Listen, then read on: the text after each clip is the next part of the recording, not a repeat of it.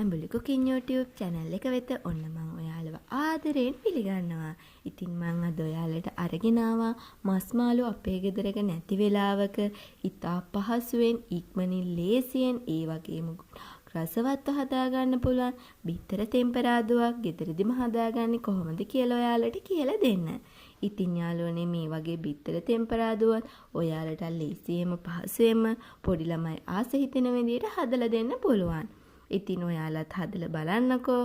මගේ channel එක ඒ වගේම හොඳයි නම් මාව subscribe කරලා ඔයාලගේ යාළුවන්ට share කරන්න. ඉතින් ඕන බලමු අවශ්‍ය ද්‍රව්‍ය. බිත්තර ගෙඩි 3ක් මම මෙතනදී අරගෙන තියෙනවා.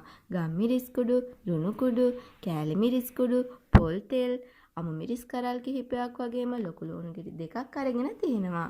අවශ්‍ය ප්‍රමාණයන් මම description box එකේ එකතු කරලා තියෙනවා.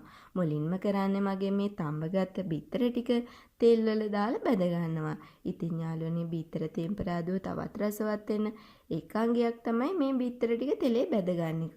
ඔයාලට පුළුවන් තඹගත්ත බිත්තර තෙලේ බැද ගන්නේ නැතුව වුණත් ඔයාලගේ බිත්තර තෙම්පරාදුව හදා ගන්න.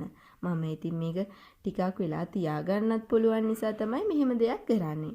ඔයාලත් ඉතින් තෙම්පරාදුව හදන්න කලින් මේ වගේ බිත්තර ටික බැද ගන්න තියෙන රසවත් තෙම්පරාදුවක් හදා ගන්න පුළුවන්.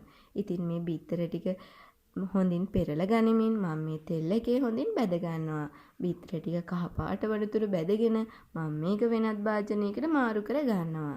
ඉන්පසුව තමයි තෙම්පරාදුව හදාගන්නේ. මුලින්ම ඇතිලියක් ලිපේ තියාගෙන තෙල් මේස හැන්දක් එකතු කරගෙන තෙල් ටික හොඳින් රත් වෙනකොට තමයි මම අම්මිරිස් ටික එකතු කරගන්නේ. මෙතනදී මම අම්මිරිස් කපාගෙන තියෙන දිග අතට බලාගෙන එහෙම දාගෙන හදාගන්න බැදුම් හරිම රසයි යාළුවනි. ඉතින් තෙම්පරාදුවටත් මම ඒ නිසා අම්මිරිස් ටික දිගට බලා ගත්තා. ඉන්පස්ව මගේ ලොකු ලුණු ගෙඩි දෙක එකතු කර ගන්නවා. ලොකු ලුණුන් මම ලොකුවට කපාගෙන තමයි මෙතනදී එකතු කරගෙන තියෙන්නේ. ඉතින් දැන් මේ ටික හොඳින් තෙම්පරාදු වෙන්න තියලා ටික වෙලාවකින් මම මේ සඳහා මගේ කෑලි මිරිස් කුඩු, ලුණු කුඩු, ගම්මිරිස් කුඩු ටික එකතු කර ගන්නවා. ඉතින් මම මෙතනදී කහ පොඩ්ඩකුත් එකතු කරගෙන තමයි මගේ බිත්තර තෙම්පරාදුව හදාගන්නේ.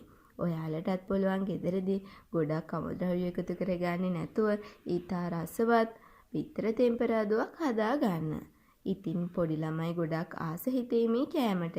ඒ වගේම අමුත් එක් ගෙදර කාපු වෙලාවක ලොකු කෑම හද ඉන්න වෙලාව මදි වෙලාවක මේ වගේ බිත්තර තෙම්පරාදුව ඉතා ඉක්මනින්ම හදලා කෑම මේසේ එකතු කරන්න පුළුවන් වෙනවා.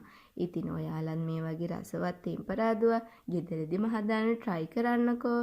ඉතින් මෙන්න මේ ආකාරයට මගේ ලුණු ටික හොඳින් තෙම්පරාදු වෙන්න තියලා අවසානයේදී මම බැදගත්ත මගේ බිත්තර ටික එකතු කර ගන්නවා. මම බිත්තරේ දෙකට පල්ල තමයි එකතු කරගන්නේ. එතකොට බිත්තරේට හොඳින් මේ ලුණු වල තියෙන තෙම්පරාදු ගතිය වැදෙනවා. ඒක තමයි ඒක කරන්නේ යාළුවනේ.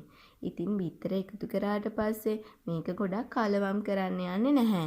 එහෙම වුණොත් අපේ බිත්තර ටික පොඩි වෙනවා. සාමාන්‍යයෙන් පොඩ්ඩක් කලවම් කරගෙන අපේ කෑම මේසෙට මේක එකතු කරගන්න පුළුවන්. ඉතින් යාළුවනේ ඔයාලත් මේ වගේ රසවත් බිත්තර තෙම්පරාදුව ගෙදරදිම හදලා බලලා ඔයාලගේ අදහස මගේ කමෙන්ට් බොක්ස් එකේ එකතු කරන්න. ඉතින් මේ වගේම තවත් ලස්සන රසවත් වීඩියෝ එකකින් මම ඔයාලව හමු වෙන්න එන්නම්.